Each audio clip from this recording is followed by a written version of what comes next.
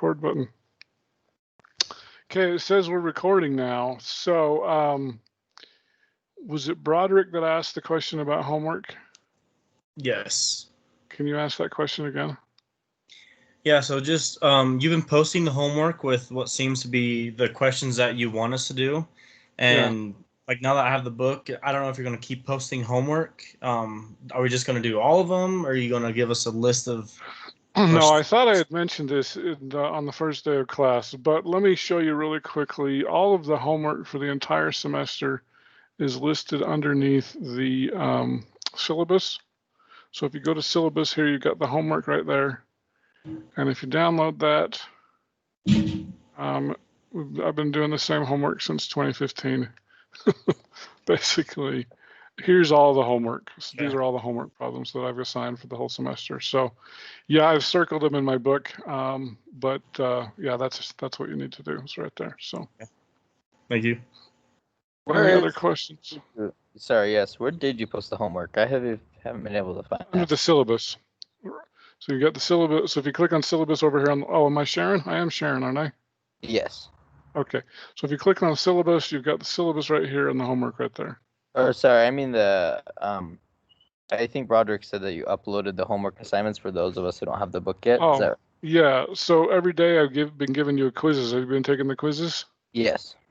So for like homework 1.1, if I open that up. Oh, right. Here, it says it right there. So I will do the same thing. I've got 1.5, 1.6. I scanned it in today. I scanned it in really crooked, and it doesn't look very good. So anyway, I will post today's homework soon after class so that you can do that. But it'll be just like this. Awesome. Thank you. Okay. Any other questions?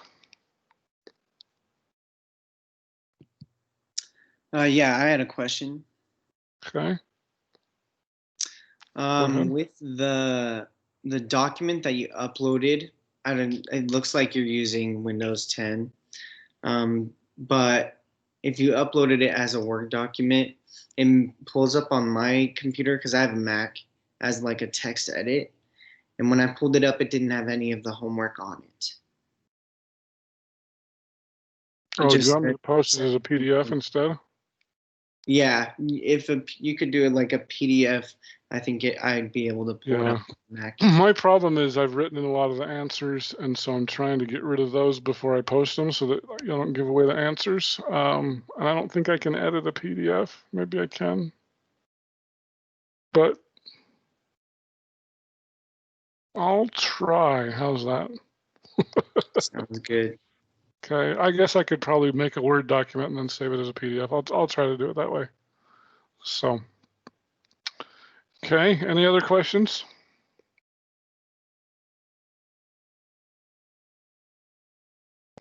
All right, so remember, I give you full credit for being on camera. I think some of you don't like to be on camera, but I like to see you and make sure you're paying attention. So thank you, Broderick.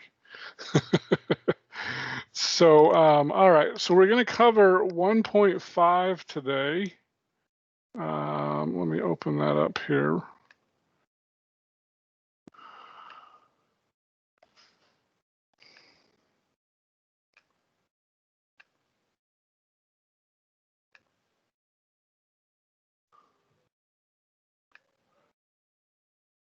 All right, we're going to talk about bias in sampling today. So, make this a little bit bigger. Okay.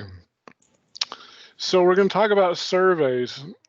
Surveys are probably the most common thing you guys hear about, especially in the news. Basically, we try to figure out what the public thinks on a subject. It can be very hard to do because of sampling errors, okay? So every survey you're ever going to have is going to have a sampling error. And these are just caused by the act of taking a sample.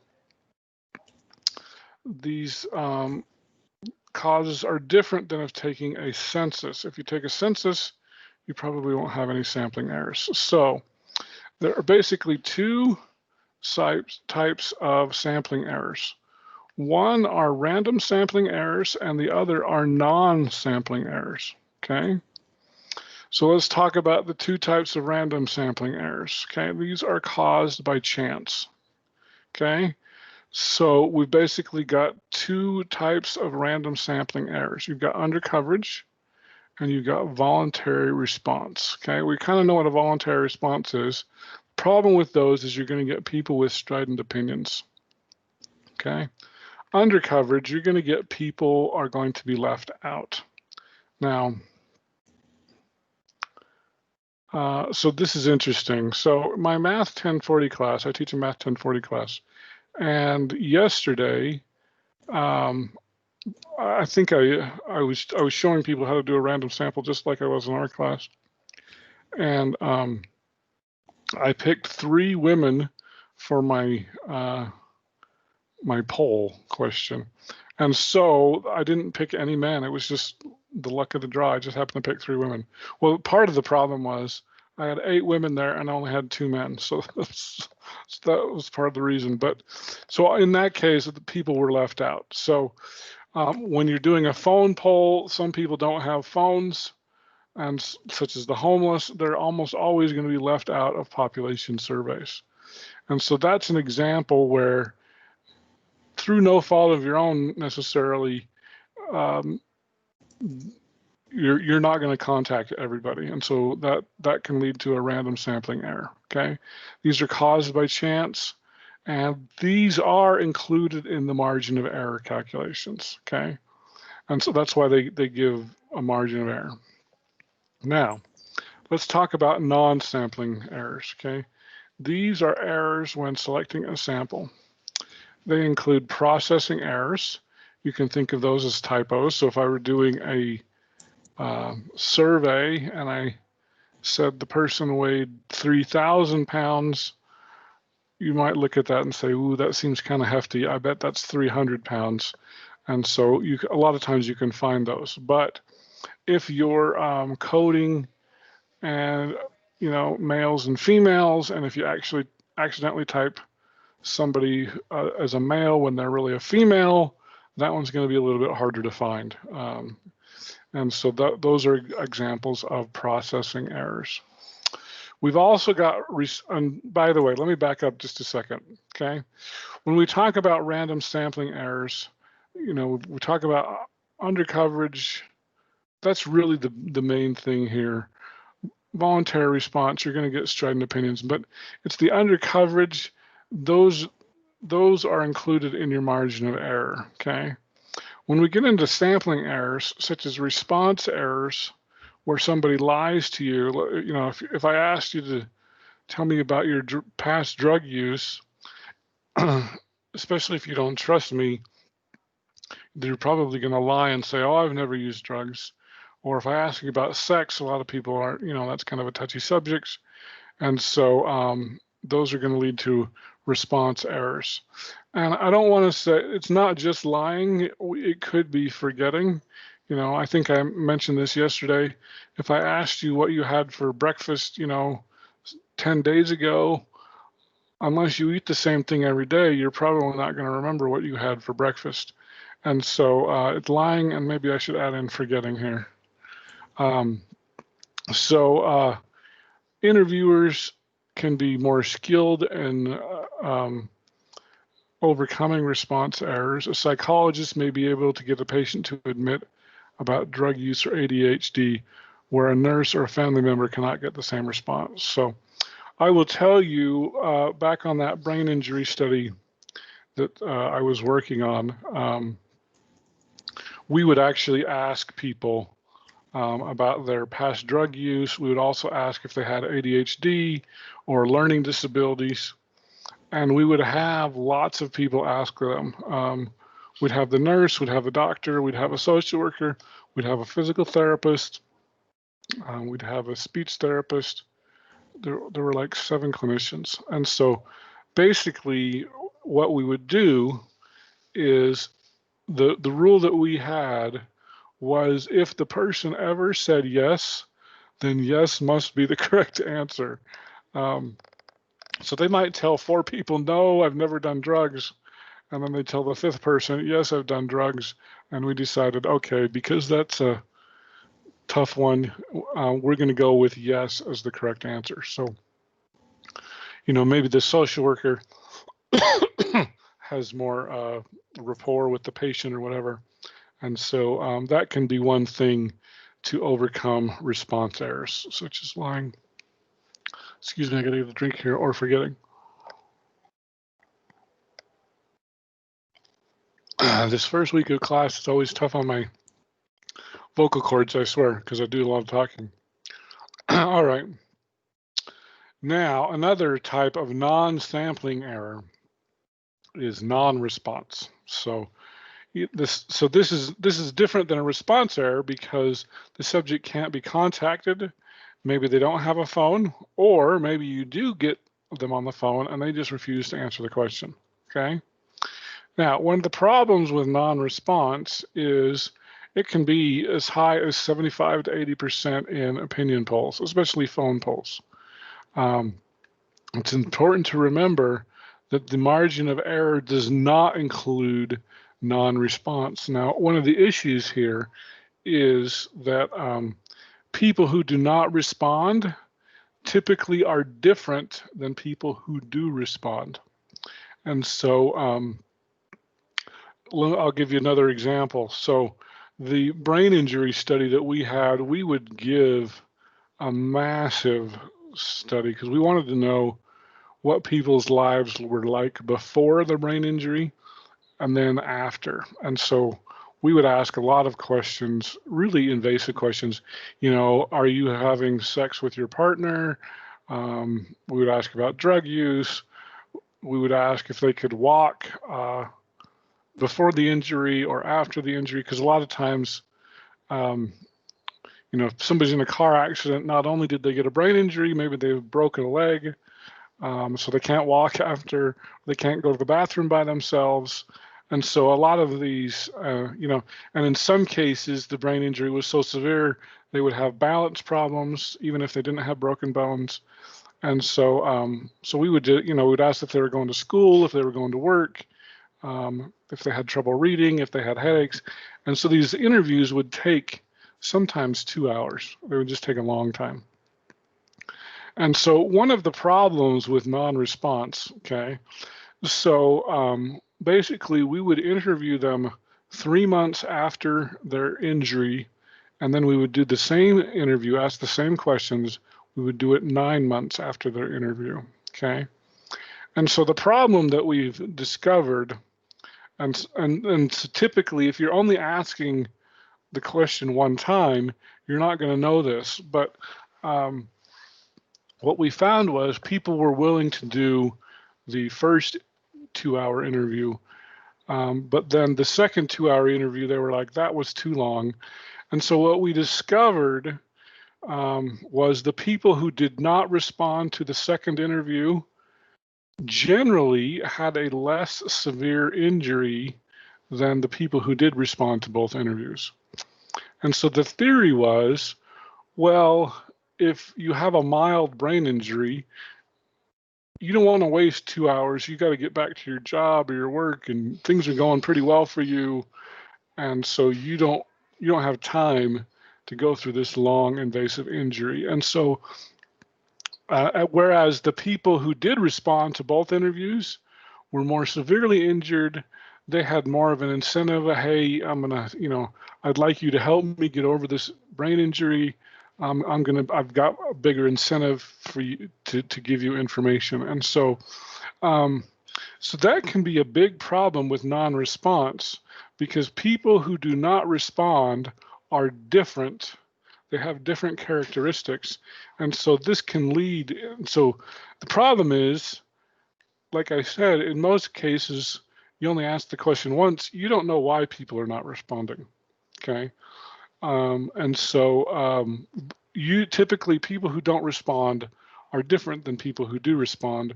And a lot of times you don't know what that reason is. And so this is not included in the margin of error. And this can lead to, this is why when you do opinion polls, sometimes they don't match real results, okay? All right, now, wording of questions, okay? So wording of questions can have a big impact on how a person responds. So I want you to know this is an actual survey that I'm going to show you here, and I want you to tell me if you think these questions have a fair wording or not. So here it is. I'm just going to read it. Friend, the president has asked us to reach out to some of our top supporters in a one-question poll, and as one of our best, you've been chosen to participate. Wow, they know how to butter a guy up. Please take a moment to choose one of the options below to answer the following. The president's job performance has been, and this is an actual question here, great, good, okay, or other. Okay, so let me throw that out you. What do you guys think of that question? Is that a good question or a bad question, and why? I think personally it's good for them because they're not giving you a lot of options to say like whether it's bad or not. Like, because it's great, it's good, it's okay, but then the only like quote unquote bad would be other, and it doesn't let you specify. Okay. What else do you guys think? It's an awful question. You're going to get better responses not only because that's their option, but also because of everything that preceded it, where you almost make them feel obligated to give you a better response because you think I'm super awesome, so I should think you're super awesome. It's that whole idea of being able to reciprocate. Do you think they're putting bias in the question? Yes, definitely. Yeah, absolutely. Okay. So this is a terrible question. I agree with Whitney. It is absolutely a horrible question.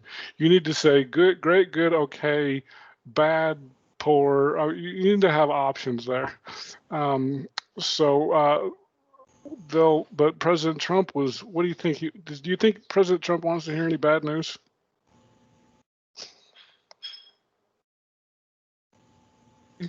So let me just tell you, and I know, so I interviewed, I asked the same poll question in all 3 classes yesterday as we were doing our random sample, and I believe 10 out of 12 people said they were Trump supporters. So I'm not trying to change your vote, but I will tell you what, Donald Trump has the worst polling questions I have ever seen in my life. They are always biased. They're always the president's great, Democrats are terrible. They're just poor questions. So you can still vote for him, but his polling sucks. Now, this was an actual Trump question dated October 27, 2017. Now let's talk about, so I think this is a clear example of a bad poll. Now let me ask you about these 2 questions, because sometimes wording of questions can be very subtle. And so I want you to tell me, of these next 2 questions here, which one is the better question? Do you oppose the reduction of estate taxes versus do you favor or oppose the reduction of state taxes? And so my question is, here I'm going to do another poll question here. We'll put this in the chat and give me a thumbs up. And so I'm going to do, this is 2 and this is 3, the option 2 or option 3. Which one is the better question? And I'll show this to you again so you can see.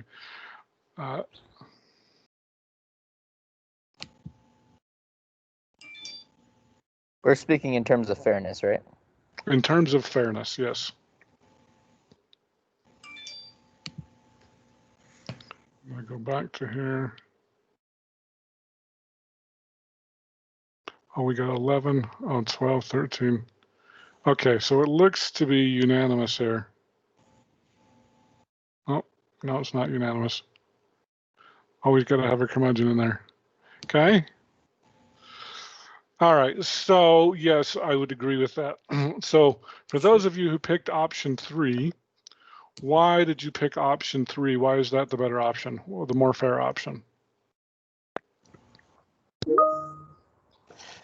I think it's Okay, more we're fair not, option. so Paul, we're not campaigning here. This is an observational study. We should not be attempting to influence. Okay.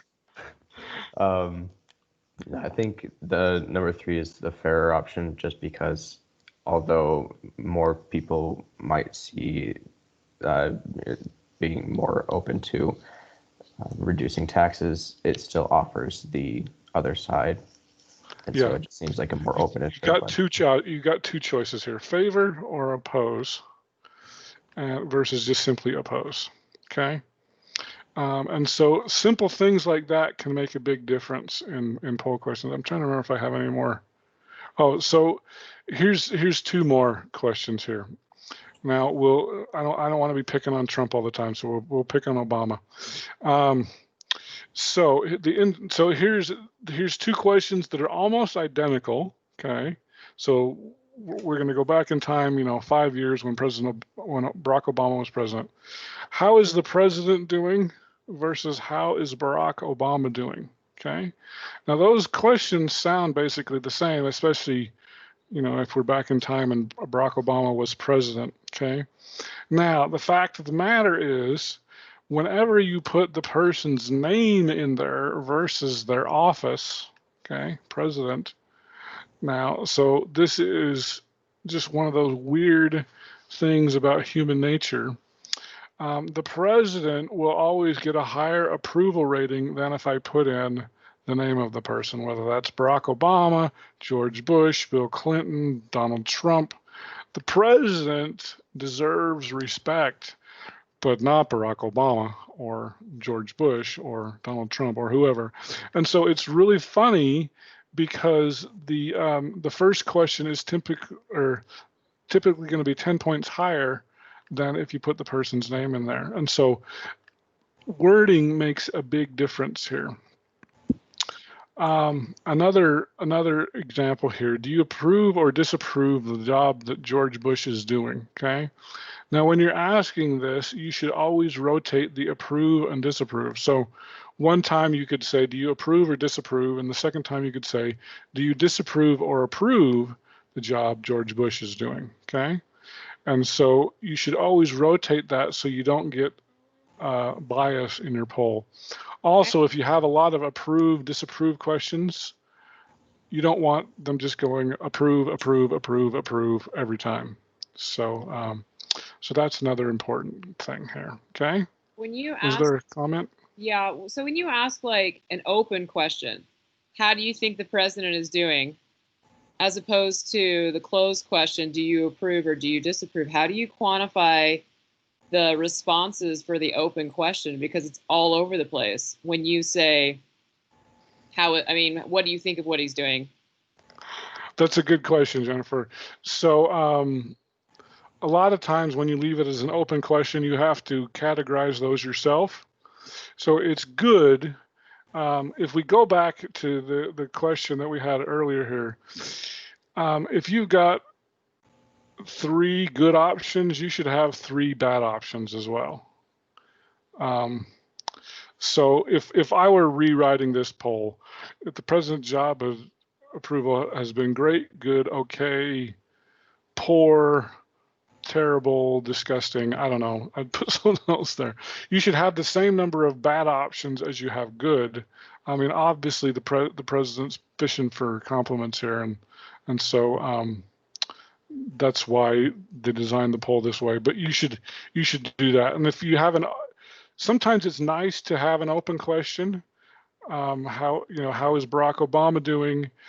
But you as the interviewer are going to have to probably end up putting them into these kinds of categories anyway. So. Quick question. All right. Any other comments, questions on that one? Oh yeah. At some point in time, are we gonna be conducting an interview like this? I usually do that with my 1040 students, but in the virtual environment, well, there's 2 reasons I don't do it in 2040. In 2040, we have so much information to cover, we just don't have time. I think it would be great. My 1040 students, they don't learn near as much as you guys do, and so I have a little bit more time. But it's just a lot harder to conduct a study in a virtual environment anyway. So I've actually taken that class too. But yeah, I will tell you what, when you collect your own data and then you have to apply all these statistical techniques, it really helps you learn. And I wish I had time, but there's just so much information that we won't do that. But yeah, this is really good information. So, all right. So now I'm going to give you, this is a scenario that actually happened to me. I should have spelled George Bush's name right here. And so I'm going to ask you guys the questions they asked me, and I want you to tell me if these are good or bad questions. And I'm going to give you multiple choices here, and I'm going to tell you some of these questions are good and some of these questions are bad. Okay? So don't just be like, typically when I do this, everybody's like, that question's terrible. And I'm like, why? That's actually a good question. so don't think it's bad just because I brought it in here. Some of these questions are going to be okay. So, all right. So this is a true scenario that happened to me. Gosh, it's been 6 or 7 years ago. Okay. So the first question, do you plan to vote? Okay. And here we're going to do another poll question. And I'm going to say, is this a good question or is it a bad question? Okay. So give me a thumbs up here. Do you plan to vote, good or bad?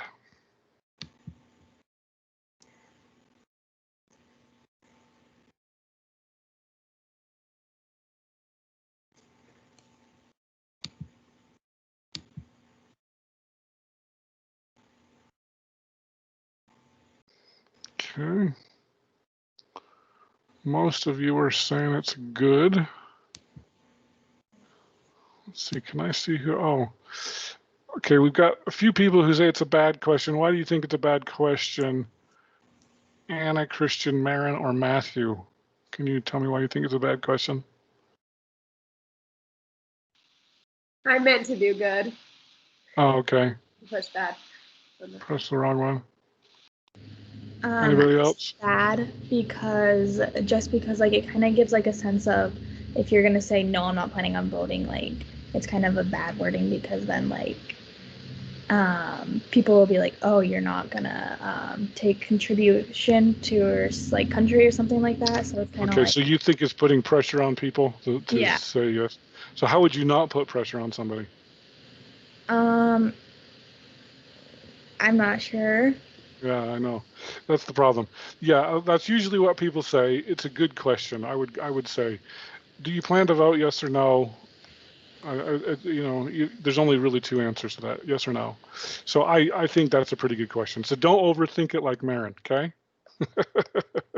So, but yeah, that's a good question. Okay. Now, back when this was happening, Dan Lillenquist was running for a Republican and Orrin Hatch was running as a Republican. So this was before the Republican primary. This must have been about 7 or 8 years ago. So the question is, are you inclined to vote for Dan Lillenquist or Orrin Hatch? Okay. So I'm going to ask you, is this a good question? And they're the only two running. Is this a good question or is it a bad question?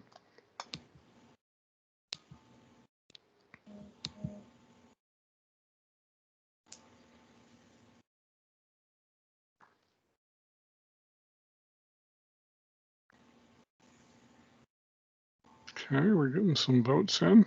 Were those two the only two runners for the Republican Party? Is that? Yeah.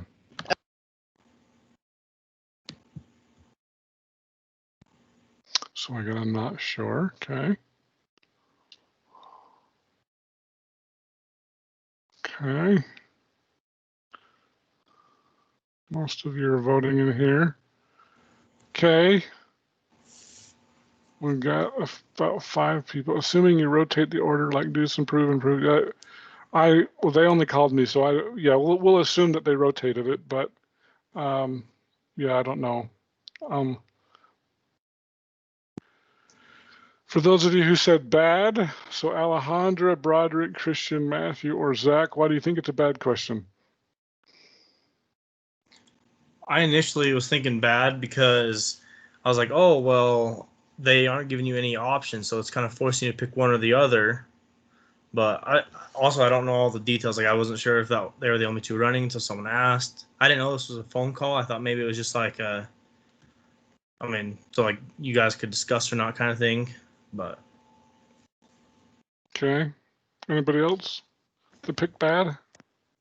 I just wasn't sure if they were first determining whether or not they were going to vote in the primary, because that's kind of what matters. And then if they were, which one they favored. Okay. All right. So I'm going to go with the majority here. I think that was a good question. You've got to ask it somehow, and I thought it was a fair question. Okay. All right. Question number 3. What do you think of this question? If you knew Senator Orrin Hatch sponsored a bill similar to Obama on health care, would you be more or less likely to vote for him? Okay. Is this a good question or a bad question?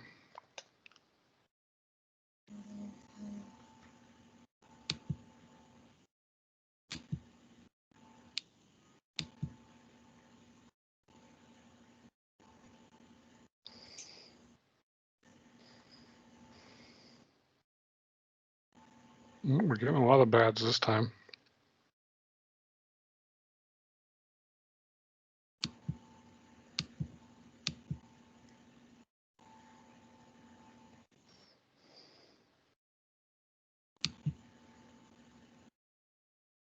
Still not sure. Okay. All right, let's go with the people who picked bad again. I like to go there. Alexander, Christian, Emily, Hayden, Jed, Jonathan, Caitlin, Keaton. There's a lot of people there. Zach, why did you say it's a bad question? I said it was a bad question because it kind of sounded like the person didn't necessarily had a bill similar to Obama, and so it was more seeming to me like they were trying to figure out, do people support that bill or not, but then targeting one of the candidates to do so. So that's why I put it as bad, because I feel like there could have been better ways to ask that. So you said it was a bad question because you weren't sure if the premise was correct that he sponsored a bill? I'm not sure if I'm following you. Yeah, so the way they worded the question made it sound like if you knew he did this, which if it seems like if he had done that, people would have known, or it didn't seem like he actually did it the way they worded the question. And I don't know the whole thing, but okay. Yeah. Can I chime in? Go ahead, Hayden. So you got to remember the context the question's being asked, and you're asking this to a Republican standpoint, and we're talking about Obamacare, which was a very controversial subject in the first place. So I would guess that this vote or this poll, they're actually trying to push the other candidate because they're associating one candidate with a very, very heavy Democratic point of view, which was in a Republican's eyes is a negative thing. So I think in that terms, it's very biased. Very, very great answer, Hayden. Okay. So yes, that's exactly what they were trying to do. And I like that you used the word push, because this is what's known as a push poll. Okay. They're trying to push you to not like Senator Hatch because he's just like Obama on health care. And as a Republican, we all know that Obama's, the devil. Okay. And so yes, this is what's called a push poll. Okay.